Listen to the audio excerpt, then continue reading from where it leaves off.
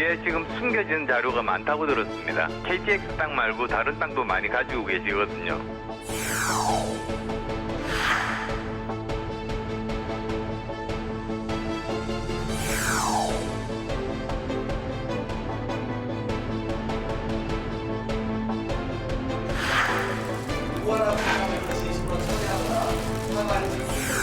다만 표결의 결과가 우리 민주당이 의원총회에서 모은 총의에 부합한다고 보기는 어렵습니다.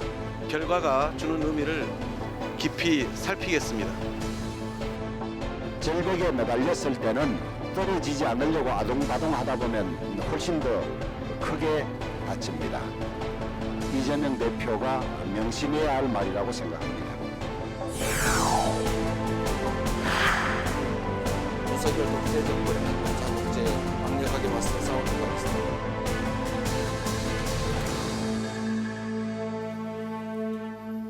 네, 이번엔 국회 라이브 6 파워 인터뷰 시간입니다. 삼선 중진의 영향력과 무게감을 이제 성과로 보여주고 계신 진주 시민들의 이제 지지를 많이 받고 계신 분인데요. 언론인 출신 국민의힘 박대출 의원을 모셨습니다. 의원님 반갑습니다. 어서 오십시오. 안녕하세요. 네. 어제 먼저 발의하신 법안들부터 이야기를 좀 이렇게 전개해 볼까 합니다. 최근 전세 사기 피해가 이제 속출하면서 세입자들의 이제 불안감이 커지고 있습니다. 저 역시도 이제 전세 세입자 입장이기 때문에 보증보험을 최근에 또 이제 가입을 했는데요. 피해를 이제 방지하기 위해서 국세징수법, 국세기본법 일부 개정안 일명 안심 임차 보증금법을 이제 대표 발의하셨고요. 이게 이제 지난해 수정안을 이제 반영을 해서 본회의를 통과해서 이제 시행을 이제 눈앞에 두고 있는 걸로 알고 있습니다. 일단 이게 어떤 내용이고 또 어떤 효과를 이제 기대하시는지부터 좀 들어볼까요? 네, 그 법은 이제 얼마 남지 않았습니다. 시행이 4월 1일부터 이제 시행이 됩니다. 근데 예. 그동안 한 달 남았군요. 네, 그렇습니다. 한 달 반 정도, 한 달 정도 남았죠. 그동안 전시 세입자들로부터 저희 의원실에 전화가 많이 걸려옵니다. 여러 가지 안타까운 사연들을 말씀을 주시는데 지금 살고 있는 그런 전세 집이 어떤 경매로 넘어가는 갑자기. 근데 그 내용을 알고 보니까 어떤 세금이 밀려가지고 경매가 빠졌다. 그런데 본인으로서는 집주인한테 어떤 세금이 있는지 그런 걸 알 길이 없거든요. 근데 대부분 전세 계약을 할 때 그 집이 어떤 세금에 밀려 있는지 이런 걸 알려고 하면은 집주인의 동의를 받아야 됩니다.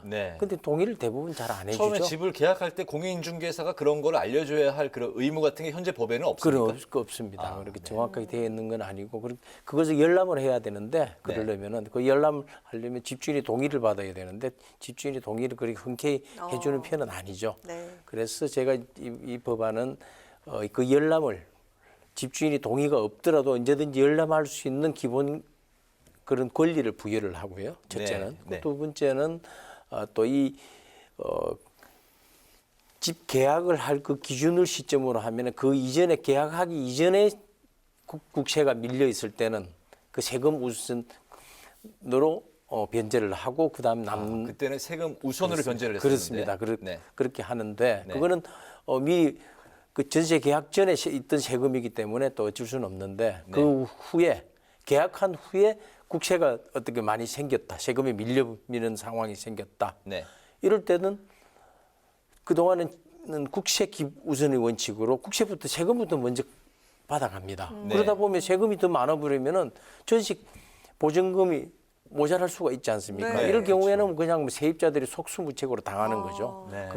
그렇게는 할 수 없다. 그러나 그 전세 계약 시점 이후로 발생하는 그 세금에 대해서는 그 전세 보증금이 더 우선 변제받을 수 있는 권리를 부여받는 거. 그럼 좀 더 안전하게 되는 저 빌라왕이라는 요즘 최근에 사태 여러 가지 안타까운 사람들이 많았지 않습니까? 우리 청년 세입자들이라든지 또 서민 세입자들이 그런 빌라왕이라는 그런 소위 이를테면 깡통 전세를 놓고 그렇게 피해가 속출해가지고 안타까운 일들이 많았는데 젊은 층 피해자들이 많아서 더 안타까웠습니다. 그렇습니다. 그래서 지금 최근에 전국에 11채 이상 이 다주택 전세를 내는 집주인이 전국에 한 3만 5천 명 정도 됩니다. 네. 근데 그 중에서 세금이 2억 원 이상 또 1년 이상 밀려 있는 고액 다 상습 체납자들은 39명이 되죠. 이분들은 본인이 원치 않든 원하든 예비 빌라왕이 될 수 있는 것이죠. 네. 네. 앞으로 잠재적인 그런 사고가 날 수 있는 그래서 그런 부분을 우리가 감안을 해서 좀 세입자들을 보호하는 장치가 필요하다. 그 법안이. 그래서 세입자들이 중요한 게 또 그렇습니다. 이삿날 가급적인 확정 일자를 꼭 확정 일자를- 받으셔야 그건 법적으로 당연하죠. 보호를 그건 받을 뭐 수가 있는 거죠. 그거는 보통 부동산 네. 중개소로부터 확정 일자를 받게 되는데 이 세금 문제는 확정 일자를 받아도 그 동안에 세금부터 먼저 걷어가는 현상이었으니까 네, 그런 피해를 볼 수 있고 특히 그래서 그것을 좀 이번에는 세입자들도 좀 보호하자 뭐 네. 이런 취지에서 만든 알겠습니다. 법입니다. 4월부터 이제 시행이 된다는 말씀이고요. 네. 우리 특히 우리 윤석열 대통령께서도 전세 사기 피해자는 없도록 많은 장치를 좀 마련하라는 특별 그런 주문도 있고 저희들 윤석열 정부가 그렇게 관심 있게 그렇게 하는 대목이라고 보시면 네. 되겠습니다. 네, 세입자들 불안감을 좀 덜어줄 수 있을 법한 법안입니다. 네. 부동산 문제 외에도 나라빚과 관련한 그 국가 재정 건전성에 대한 말들도 참 많이 오가고 있는 상황인데요. 이와 관련해서 국가재정법 개정안을 대표로 발의하셨습니다. 이거 어떤 내용의 법안이고 또 발의하신 배경에 대해서 좀 들어볼까요? 네, 지난해 이게 정기국회에서 통과가 사실은 됐어야 되는데 네. 통과되지 못해서 여러 가지 언론들을 여론으로부터 많은 질타를 받았죠. 올해는 조속히 통과되기를 바라는 법인데요. 그동안은 우리 지난 2017년까지만 하더라도 우리가 그 국가 채무가 한 600조 정도 되던 게 지금 이제 1000조를 지난 정부 5년 동안 밀리면서 1000조를 넘어서게 됐습니다. GDP 국가 채무가 GDP 기준으로 60%까지 이제 수준을 넘어섰고요. 그래서 이 국가 재정을 국민들의 이 피와 땀으로 마련된 혈색 아니겠습니까? 그래서 네. 그것을 한 푼도 허투루 써서는 안 되겠다. 좀 더 건전하게 국가 재정을 운영할 수 있는 그런 틀을 갖춰야겠다. 그래서 그런 기본 틀을 갖추는 국가재정법 내용이고요. 그 법안의 주요 골자를 보자면은 이 관리 재정 수지가 그 해의 GDP 기준의 3%를 넘지 않도록 해서 그 빚을 최소한 줄이는 게 이제 핵심적인 내용이라 되겠습니다. 그렇군요. 그리고 또 야당에서도 민주당이나 그런 야당에서도 이 법안의 그 기본 큰 내용에 대해서는 뭐 반대가 많지는 않는데.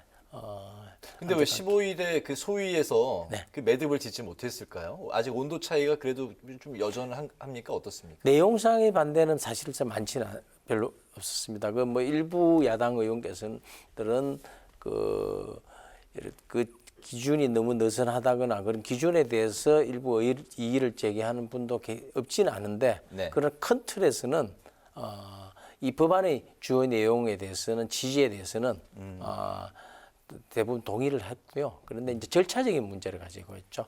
이 법에 대해서 재정안이기 때문에 공청회를 갖자. 네. 그리고 이제 공청회 절차를 거치지 않은 그 절차적인 문제를 가지고 그날 소위에서 통과가 안 됐던 것이고 조속히 저희들은 공청회 날짜를 정해서 빨리 그 절차를 조속히 좀 밟으려고 하는데 네. 아주 민주당에서는 좀 그렇게 속도감 있게 그렇게 지금 협의에 잘 응해주지 않고 있어서 이 법도 빨리 통과될 수 있도록 민주당의 참 전향적인 그런 그 협조를 저희들은 바라고 있습니다. 네, 그러길 바라겠습니다. 네.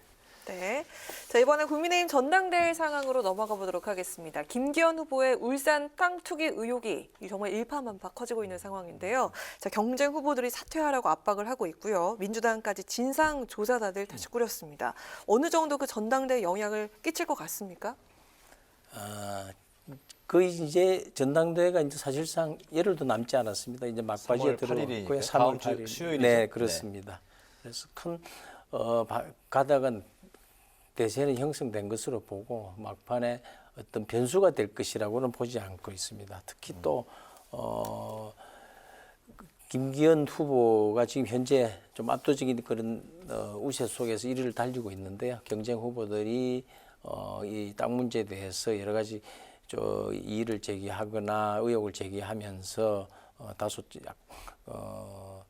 내부에 조금 뭐 이전 투구랄까요? 좀 다 바람직하지 않는 그런 면도 있겠지만은 또 어떻게 보면 이런 면이 또 앞으로 긴 안목에서 볼 때는 우리 당의 지도 체제, 총선을 앞두고 지도 체제의 어떤 그 경쟁력을 높이고 어떤 앞으로 리스크를 더 줄여가는 측면도 있다라고 봅니다. 그리고 또 김기현 후보가 지금 뭐 여러 가지 가짜 뉴스에 대해서 강력하게 대처하지 않았습니까? 특히 수사를 직접 의뢰했으니까 네. 그 수사 의뢰한 부분에 대해서는 앞으로 진상이 이제는 수사 당국의 그런 진상 규명 작업을 수사를 통해서 그 내용이 확실히 밝혀질 것이고요. 네. 그걸로 인해서 본인의 어떤 억울함이라든지 그런 의혹은 규명이 되지 않았나 그렇게 지금 저희들은 보고 있습니다. 알겠습니다. 민주당 그 이재명 대표 체포 동의안 부결 관련한 이야기로 이제 넘어가 보겠습니다. 어제 그 의원님도 현장에 계셨죠? 네, 표결에 이제 참여를 이제 하셨을 텐데요. 민주당의 그 당초 예상은 압도적인 이제 부결이었는데 예상을 이제 빗나갔습니다. 민주당에서 현재 그 최소 30표 이상의 이탈표가 나온 걸로 이제 그렇게 이제 분석이 되고 있는 상황인데 조금 전에 그 정은혜 전 그 민주당 의원하고 인터뷰 좀 들으셨죠? 네, 맞습니다. 네, 기다리시면서 들으셨는데 정은혜 전 의원의 이야기로는 30표 이상의 이탈표가 나왔지만 나머지 138표의 반대표는 이재명 대표에 대한 지지로 분석이 된다. 80%는 지지를 한 것이다. 그렇기 때문에 이재명 대표에 대한 그 리더십은 굳건하다. 이렇게 이제 그 언급을 했습니다. 민주당의 이탈표를 어떻게 바라보고 계시고 향후 이게 민주당 당 자체 그리고 이재명 대표에게 어떤 영향을 줄 것으로 생각하십니까? 어제 많은 보도를 통해서 그 표결이 진행되는 동안 그리고 또 표결 결과가 발표되는 동안 네. 이재명 대표의 얼굴이 여러 가지 표정들이 다양하게 우리 시시각각 국민들에게 변했습니다. 시시각각 변하는 모습을 보여주지 않았습니까? 네.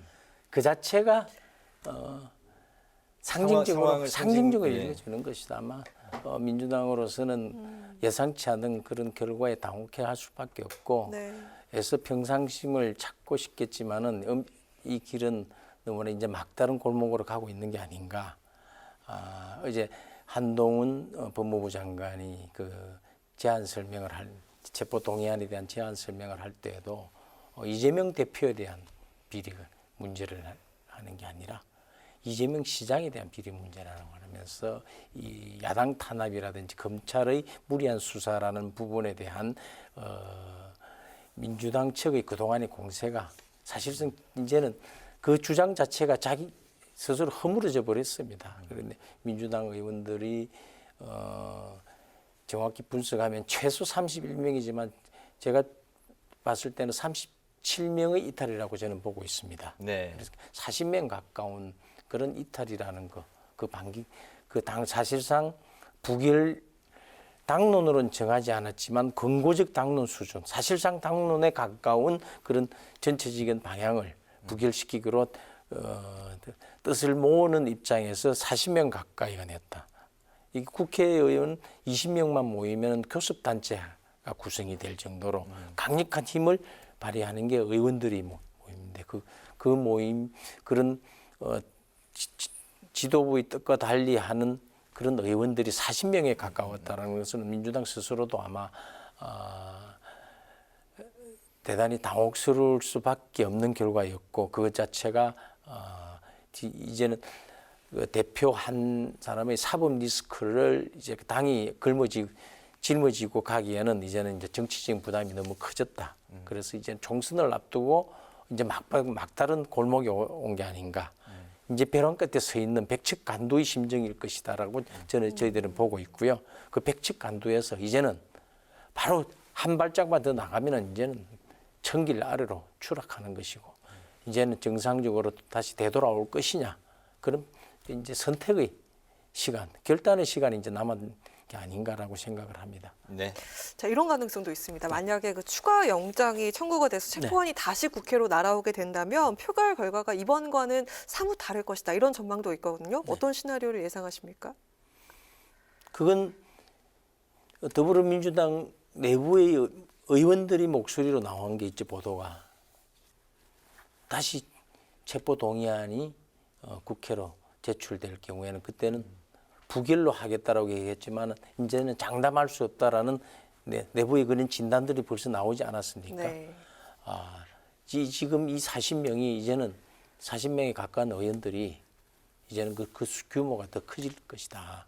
그리고 이 국회에 제출된 그 173페이지인가요? 어저께 175페이지인가 173페이지에 이르는 그 네. 제안 설명의 그 내용, 그 안에는 많은 혐의가 담겨져 있는데 그 혐의가 추가됐을 때 그 내용들을 과연 민주당이 감당을 할 수 있을 것인가? 그런 부분에서 이렇게 봤을 때는 민주당 의원님들도 이제는 헤어질 결심을 하는 게 아닌가? 그런 때가 오는 게 아닌가? 올 수밖에 없는 상황으로 가고 있는 게 아닌가? 뭐 이렇게 보고 있습니다. 빠르면 뭐 3월 국회에서 이제 그런 상황이 올 수 있다고 생각하십니까? 그 시기는 빠를 수도 있고요. 네. 또 좀 늦춰질 수도 있고. 늦춰질 수도 있다라고 봅니다. 그 시기는 중요하지가 않죠. 다만 민주당이 어떤 총선을 앞두고 어떤 선택을 할 것이고 민주당 의원들이 결국은 이 총선은 국회의원들이 결단하는 문제고 선택하는 문제입니다. 본인들이 다음 국회에서 다시 등원을 하기 위해서는 국민들이 여론이 가는 방향, 국민들이 원하는 방향으로 갈 수밖에 없는 것입니다. 알겠습니다. 네. 마지막으로 이제 끝 질문이 이제 의원님의 올해 이제 의정 활동 목표 계획을 여쭤보는 걸로 이제 마무리를 하겠습니다. 네. 고향 진주에서 이제 내린 이제 3선을 하셨는데 올해 그 진주 발전을 위해서 어떤 계획을 갖고 계시고 또 법안 발의 같은 전반적인 좀 그 의정 활동 목표가 있으시면 어떤 건지 의정 활동 목표, 진주 발전에 대한 계획 두 가지를 중점을 좀 말씀 들어볼까요?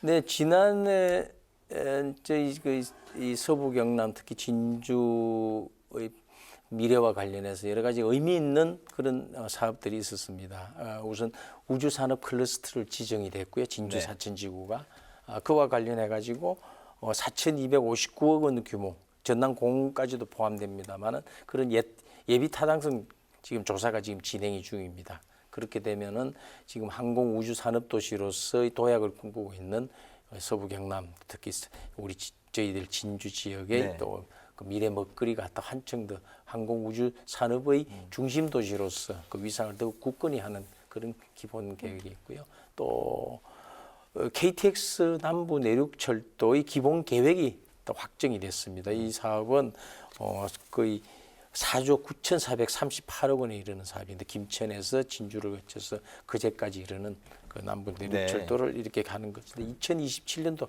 개통을 목표로 하는 건데 이 기본 계획에 따라서 이제 앞으로 이제 기본 설계가 이루어지고 또 설계에 맞춰서 2017년 완공을 목표로 하는 그런 계획이 만들어졌고 또 저희 진주는 주변에 학교가 많이 있습니다. 대학들이 많이 네. 있고 교육도시답게 그 경상국립대라든지 진주 교대 관련한 사업들 여러 가지 사업들 리모델링하는 사업들이라든지 뭐 예를 들면은 경상국립대 공학 16호관의 리모델링 사업이라든지 또 경상국립대 임상연구동의 그 의생명 연구동 건립 사업이라든지 경상국립대 지식재산 전문 인력 양성 중점대학이라든지 그 경상국립대 구조개혁 지원 사업이라든지 진주교대 학생회관 리모델링 사업 내용이 많아서 제가 자료를 보면서 조금 말씀을 네. 드렸습니다만 알겠습니다. 또 문체부 예비문화도시 지정 사업이라든지 또 특히 또 올해는 여러 가지 공모 사업들이 많이 있습니다. 중요한 저희 지역 관련 천연 소재 전주기 표준화 지원 허브 구축 사업인데 총 사업비가 300억 정도 되는 거고요. 그리고 차세대 항체 유사 항체 생산 시스템 기술 개발 사업 또 그리고 그린 스타트업 타운 조성 사업 뭐 이런 규모 뭐 200억 가깝고 300억 가까운 그런 대규모 사업들의 공모 사업이기 때문에 이것을 또 우리가 진주가 선정되는 일이 제가 올해는 또 그게 줄여갈 수밖에 없습니다. 진주 관련 현안 뭐 계획 뭐 그 일만 하셔도 올해 한 해가 그냥 훌쩍 지나갈 것 그리고 같습니다. 뭐 또 이제 국가재정법인데 꼭 이번에는 반드시 또 통과를 시켜야 되고요. 알겠습니다. 저희도 잘 공정한 지켜보도록 하겠습니다. 국회 라이브 6 이제 파워 인터뷰 이제 마칠 시간이 됐습니다. 지금까지 국민의힘 박대출 의원과 함께 여당의 전당대회 상황 그리고 이재명 대표 체포 동의안 부결을 둘러싼 공방 등 정치 현안에 대해서 이야기를 나눴습니다. 의원님 오늘 말씀 아주 잘 들었습니다. 네, 고맙습니다. 고맙습니다. 감사합니다.